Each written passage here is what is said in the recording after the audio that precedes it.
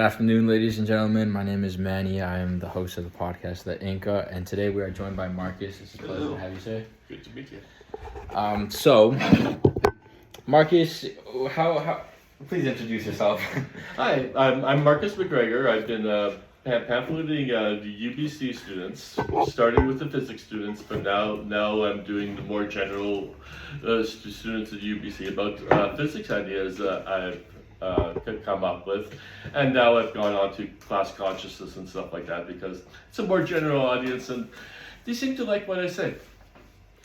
Yeah, definitely some very interesting things you said. So I came across Marcus. He was standing outside the bus loop at UBC, and he had just a box full of pamphlets, and I was pretty curious, so I grabbed one, and there was.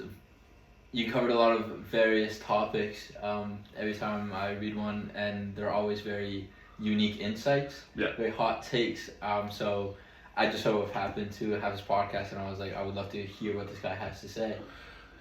So that's the story. And also, like I said, my friend Jared just loves these. So so I'd love to know how this began, and just to share that with the audience as well.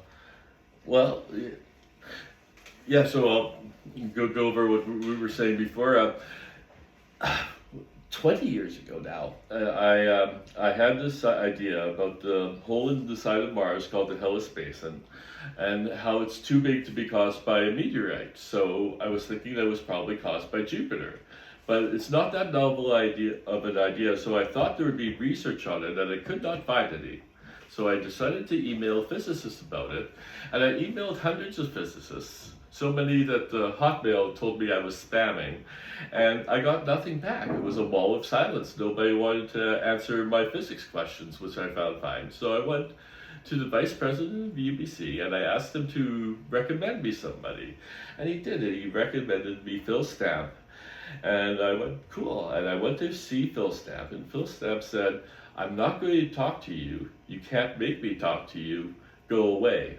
And I found that a very odd response to a planetology question, right? But so I had done some political activism before, including a hunger strike. So I decided to do a hunger strike against Phil Stamp for a simple conversation, right? I figured shouldn't last more than a couple of days, right? So after 26 days, I realized that he was very serious about not wanting to talk to me. So serious that every day he called the police, and the first time when the police arrived, they came in hot. They were ready for gunplay there. So after 26 days, I'd gotten along very well with the police at that point. You know, after the first 10 days or so, they start laughing at your jokes. But so I realized that he's very, very serious about it. But it's been 20 years, and I decided to go back to pamphleting. So I went to the police this time, and I went, hey, last time they tried to kill you use you as a murder weapon, so could you not escort me off campus every time? And they went, okay, no problem. So I got the RCMP's permission to be here. And I also went to my MP and MLA, and I got their permission to be here. So when I came back here, they decided to surround me with every security guard on campus. So I was surrounded by 30 security guards, and they told me to go away. And I said, no, because I have permission to be here. And they went, who gave you permission? And I went, my MP, my NLA, and the RCMP. And they went, oh. And they left. And they left in the same direction as the bus too, so I was like, this is awkward. But since I have permission, I started to pamphlet UBC students, and season 1 was very interesting because the first couple of days of pamphleting 216, I got a lot of feedback from physics students your professor's aliens, no way, or oh man, that's cool, man. That's right. That's the right? pamphlet that got me. That's pamphlet 1. The title just said your UBC professors are aliens, and I was like, what? Yeah. Yeah. So yeah, just please continue. Oh yeah, so so the first couple of days was a long conversation back and forth. Like one guy said, like interstellar space flight's impossible, and I was like, wow, I didn't expect that take and stuff like that. But then after about the third day, all the conversations with the students stopped. And all my conversations was with this 26-year-old or so second year student, and when I'm talking to him, he doesn't know his math, and I'm like, you're going to make a terrible physics student, man. You're going to make a terrible physics student. And yeah, how come you're a couple of years older than everybody else, and why is nobody else talking to me now? So yeah, I ended up talking to him for the rest of the season. He never wanted to talk about physics with me. He always wanted to talk about my motivations and stuff like that. So yeah, I make a joke in this pamphlet. These are what the pamphlets look like. Yeah, Loki gave me a high five when I gave him the pamphlet with the song "Folk Julie Dyers" on it, which is perhaps the hardest song ever made, right? It has a rap by Mike Tyson. Mike Tyson lost it in an interview once, and the South African band The Antwoord decided to, let's turn that into a rap, and they turned it into a rap, and it slaps, man. But Mike Tyson angry is not a good thing at all. So the song has a little. It was the perfect song, right? And I have to say, like, yeah, we gave him something to worry about for the rest of the season. But yeah, and so that season went by, and that was great. And then the summer came along, which was great because you know it was cold and rainy out there, and it's the summertime. Path would be nice and easy, but there wasn't a good physics class to do in the summer. So I decided to do Math 100 because it's nice 150 class students and stuff like that.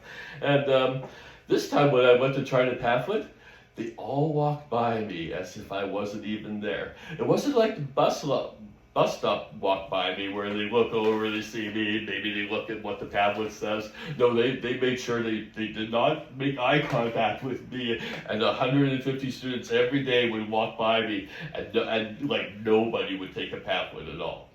So I had all these extra pamphlets, so I started just posting them at the bus. You know where all those posts are, right where the bus turns? Yeah, just one per post. And then I come back today and I replace all the ones that are gone. And yeah, so I would do that every day, and then go and stand there for 150 students to walk by me. Until the end of the season, I put out all the pamphlets so you can grab the entire season, and about a dozen of them flop in and go, okay, finally, let's grab some and stuff like that. And yeah, and then next season comes along and I'm back to doing the physics students and stuff like that. And yeah, but this time, when I did the physics students, they forbade the physics students from talking to me. So I was outside the Hennings building, but all the students grabbing my papers were like, they're doing some sort of history class or something like that in the Hennings building, and they're like, oh, cool, pamphlets, but yeah, none of the students are for physics students anymore. So I'm like, well, there's no point in trying to do the physics students if they're banning the physics students from talking to me. So I went and started doing the bus loop. And yeah, the bus loop is the highest. The season one was the highest pamphlet, so it was kind of funny because I started like trying to do I'll try to do 70 to a class of 150, but by the end of the season, like you can look online, there's only 118 students left in the class, but I'm doing 150. So I'm like, okay, cool. I got the entire class, and I'm spreading out a little bit and stuff like that. Mm-hmm. People were always like, can't you? Stuff like that. So my friend has like 5 of them. Yeah. I want to backtrack quite a bit here. Oh, sure thing. You initially said that you had an idea that the creator in Mars was caused by Jupiter. What led you to believe that? Oh, well, I don't have my phone up. We'll look at if you look at the topography of Mars, it sort of sticks out at you. If you want to take a second look at the topography of Mars, it's totally worth it.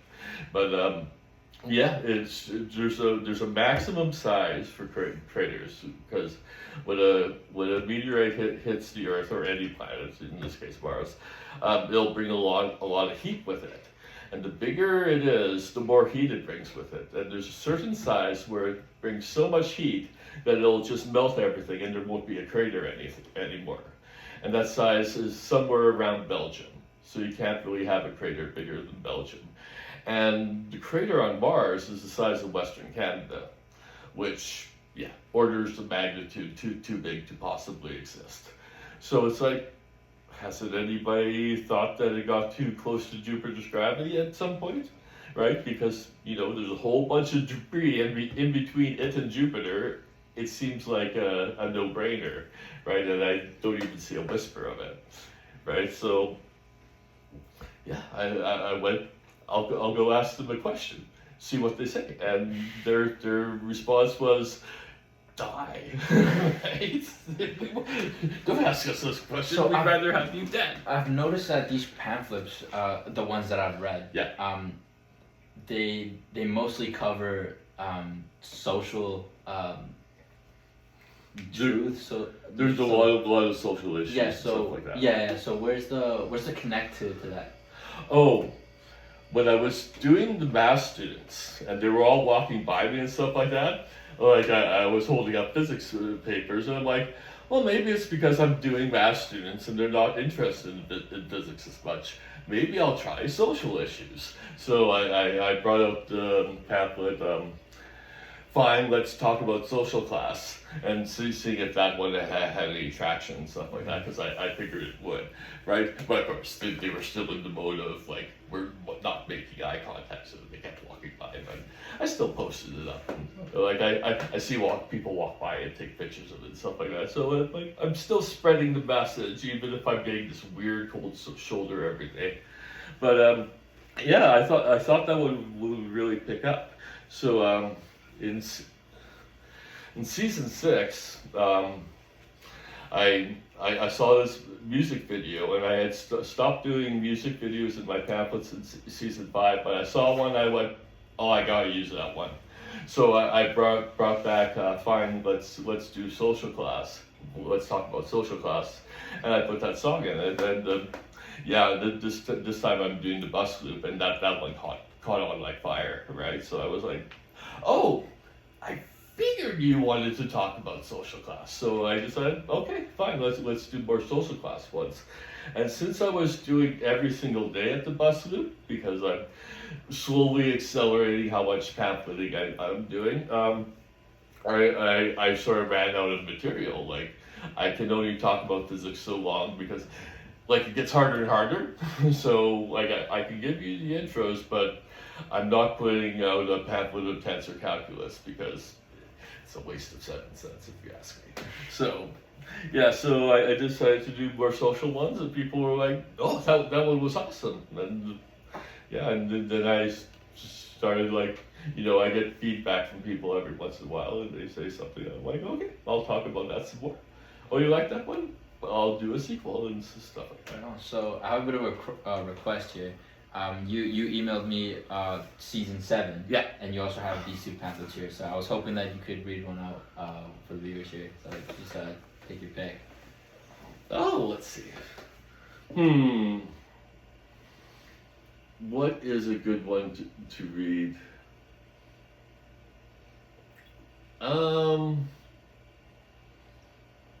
That's a good question. Maybe I'll do toddlers. I haven't done toddlers. Here's the world premiere of it. Is this a social issue? Or? It is a social issue. Okay. This one's a total sum. So today I'd like to talk about our toddler class. You can often see them running around a park chasing a ball with a stick. You can see them playing with their boats. In the winter you can see them playing in the snow. Surprisingly, this is our aristocratic class. But since we actually live in a dictatorship, they have been stripped of their power and responsibility. They have little else to do with their time and have come to perceive this kind of lifestyle as a sign of status. They are encouraged to use their power in one of 2 ways. First is the previously mentioned selling the future of the next generation, which they call the housing market. The other way is giving their power to the ruling class's projects for the piece of the action, which they call the stock market. It's a collection of pump and dump or Ponzi schemes that they will call themselves very clever at when they make money and very unlucky when they lose. They don't have to pay taxes when they lose though, so it's still worth playing. The ruling class have a lot of interesting projects. Get a vig from the restaurants, get a vig from the cab drivers, monetize other people's personal relationships, replace small businesses with robots, cannibalize large businesses, monopolize human knowledge, replace art with spam, and replace human thought with nuclear-powered computers have all made the toddler class quite wealthy if they were smart enough to pick the right ones early. Too bad they picked bones of the working class clean. Didn't anyone point out that this was a bad thing? The toddler class has little other choices. It used to be that they controlled some of the means of production in the form of small and medium businesses. These have been largely eliminated by the ruling class. They were allowed to exist since by being forced to compete to maintain their status, they exerted a constant downward pressure on wages that the ruling class could never pull off alone. Now the ruling class can hire happy, experienced slaves content at their stability. They have no further need of small businesses. So what's a toddler to do? The ruling class no longer needs his power, so the stock market is being gutted. He can make some usury from taxes of the working class, I guess. That only pays more than a working class could hope to make for every house worth of assets he has. So what if he only has a few houses worth of assets? Some of the money has to be reinvested to keep up with inflation. What if he has to buy a belt? What if he has to buy shoes? What's he going to do? Unfortunately, he's not going to do anything. If he invests in something that doesn't make 5%, then he will slowly lose status relative to his peers. I have heard it said that if we don't transition to solar, we will all die. The problem is that solar only pays 3%. It's sad that the vig from our taxes has to be so big, otherwise we might have a shot. What's he supposed to do? Spend money on things that lose value like a pavo? Build huge ornate buildings like a medieval king? Fund lavish art and culture like the Renaissance lord? These are passed to the poorhouse. Well, footnote, a poorhouse filled with art and music. Okay, carry on. The important thing is that future generations will look at him as having an excellent ROI and a net worth over 0.001% of the wealthiest people. The government can print money. They have machines that do it. If I had those machines, I wouldn't be in debt at all. I also wouldn't feel the need to collect taxes from you. I wouldn't be unable to fund reasonable projects. I wouldn't feel the need to put up signs saying that I did stuff because I'd be doing stuff all the time. They say that this would be bad for the economy. They have rules to prevent such damage from happening. The reasons are complex ones that I wouldn't understand, but are for the benefit of the economy. To be fair, I still don't understand why the inflation caused by fractional reserve banking should be cured by killing the poor through Nauru. I am starting to suspect that they are taking money from the working class and giving it to the wealthy for the sole benefit of preserving the status quo. The government is kept hamstrung with debt to prevent it from ever threatening the status quo. This is why we cannot have nice things. And that's one of my pamphlets. That really reminded me of the one I previously read. I don't recall which one it was, but you gave an analogy of the people who are like the best at making money, and you compared it to like a village where the hunters are the people making money. Yeah. Do you recall which one that was? Oh, I can't remember. I do remember that analogy. That one stood out to me a lot. And one and specifically, you said that the pile of money that Yeah. the hunter was collecting Yeah. was ultimately being what's that called when things go bad? Rotting. It was Yeah. rotting. Yeah. Do you remember that passage? Yeah, I remember that. It used to be the hunter would return from the hunt, and the whole village would have a feast. But Mhm. now he just piles the corpses up in a pile, and the village has to give tribute to the what he's done in the form of usury, and this is making the village quite poor indeed. But he has a solution. He can import more slaves. So yeah, I remember. I think it was. So somebody make a Facebook post about how everybody should get what they deserve and have that, and I thought about like giving the whole sort of hunter speech narrative as a rebuttal, but arguing online is almost pointless, right? There's half the time you're arguing with a bot, and the other half of the time the person's just going to walk away from the argument. There's no you never get a resolution. It's been very rare online that I've ever argued with somebody and they've gone, "Oh my God, you're totally right." Although, to be fair, that happened once. Really? Yeah, and they went, "You're totally right. I apologize for saying those bad things." Yeah, and they gave me the argument. And I'm like, that never happens. I was freaked out, but I still remember it. It was years ago. But my social commentary ones are they're pretty hard left. This is stuff like that. At the end of the season, I think I'll go take him back. Take the season to my MP and go here. Move your Overton window a little bit back over this way. I don't have to see through it. I know I'm harder left than that, but at least I can touch it from where I am would be good. Right. Yeah. Yeah. I don't know. I'm just pretty.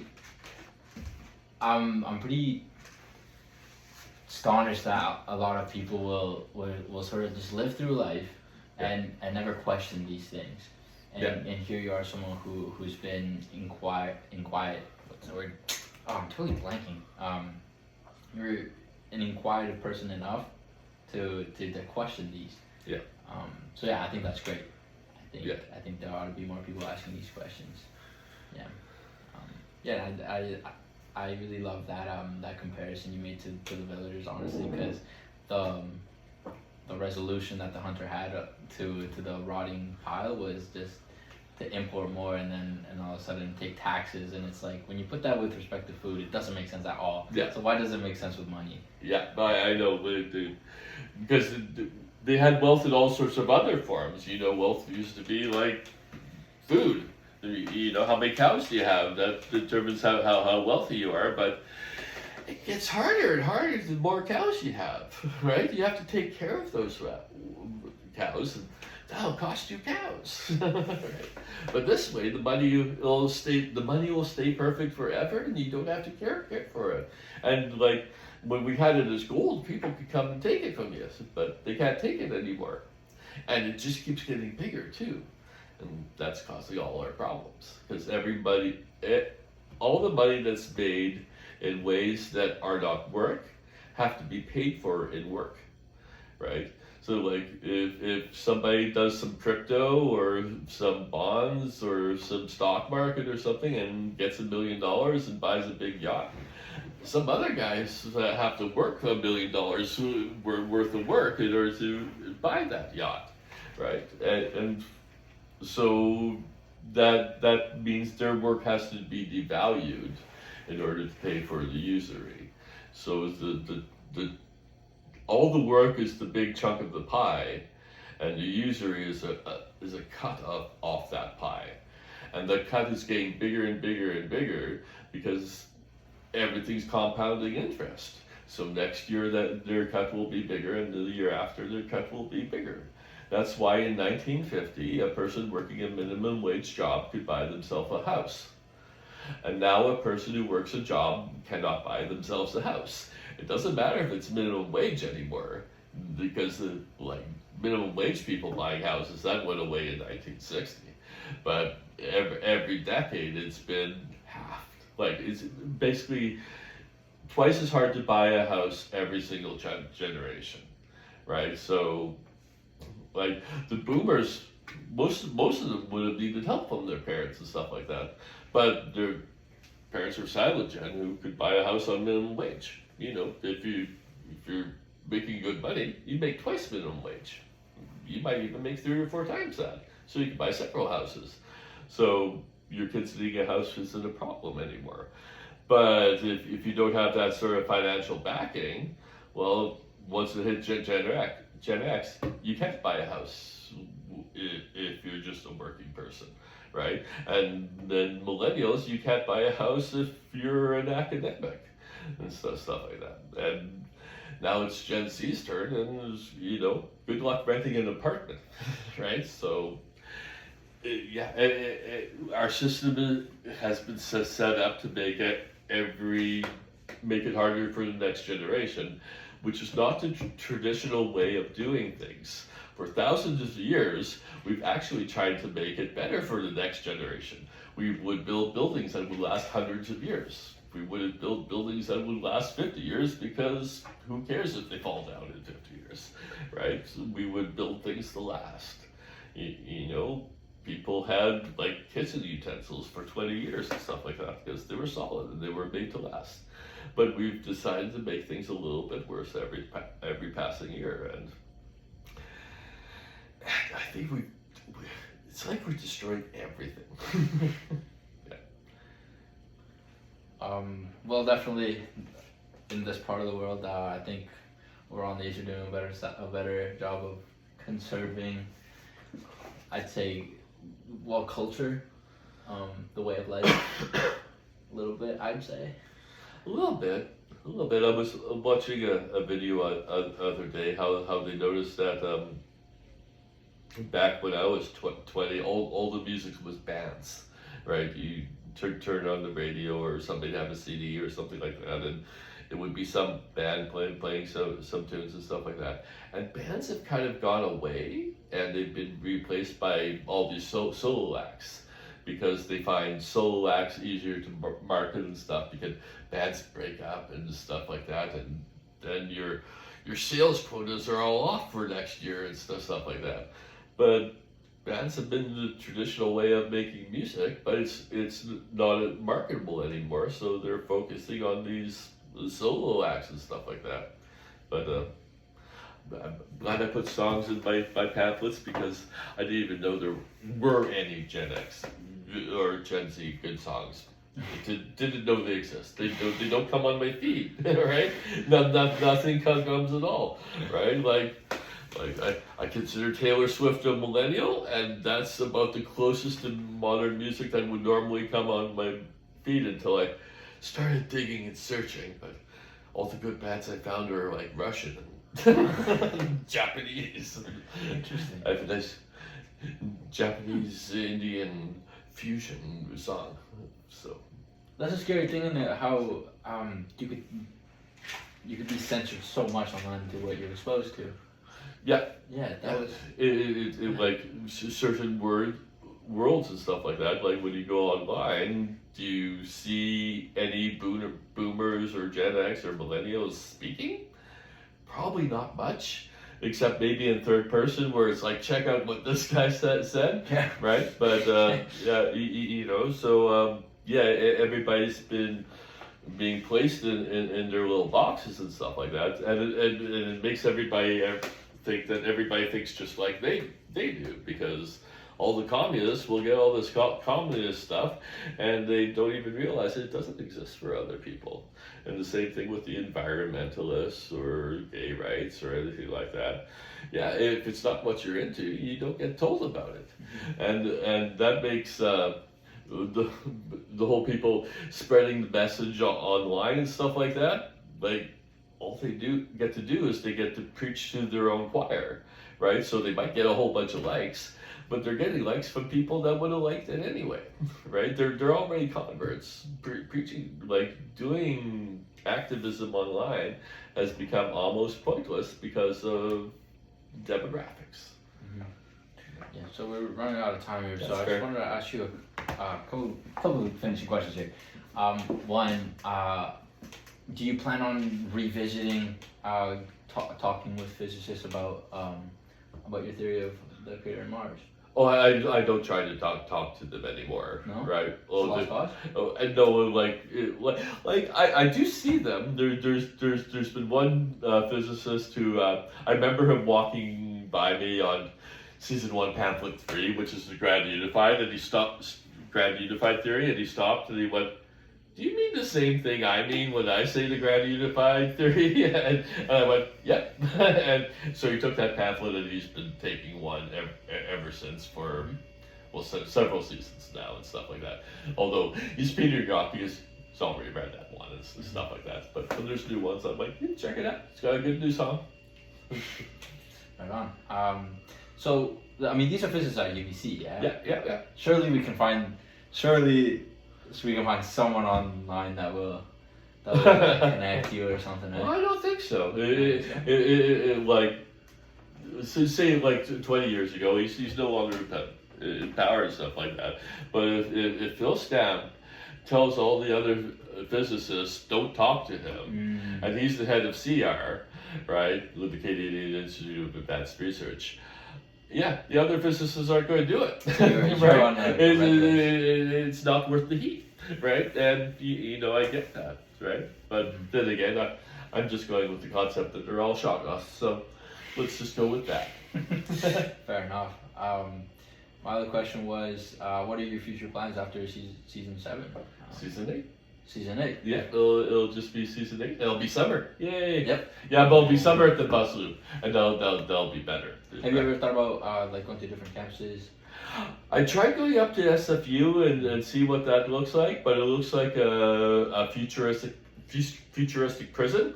I don't know if you've ever been there, but it's like a bunch of concrete barricades walking through these corridors and stuff like that. I don't even know where the corridors of students walking because everybody's no. I might give me UBC, nice old buildings with some trees. Yeah, far better. For a little like summer adventure, would you consider going to UVic just for like maybe even a day? Oh well, I could, but. I find like day one is hard because nobody knows me and stuff like that. Like the pamphlets will work better once it gets a flow going, right? Because like you know, 100 strangers walk by me. How many are going to grab a pamphlet? 3 or 4? Yeah, but they're you know, the person beside them will go, "What's that?" And they'll be like, "Wow, you should read this pamphlet," right? And then the next day I'll do 8 and 10 and stuff like that. And I even saw like doing the bus loop, a group of sort of 6 students sort of lined up to get my pamphlets. I saw this guy walking by and he looked and he went, "Okay, if there's a lineup, I'm in," right? So yeah, so it takes a while to get the ball rolling, but yeah, I'm at my 200 max now, so. Yeah, no more than that. Fair enough. Well, like I said, it's pretty refreshing to meet someone who's passionate about something. It's good. Yeah, there's a deficit of going around, but I've got my fingers crossed that it's contagious. Yes, I'd love to see that. Well, it's been a pleasure, Marcus. Excellent. Thank you very much. Cheers.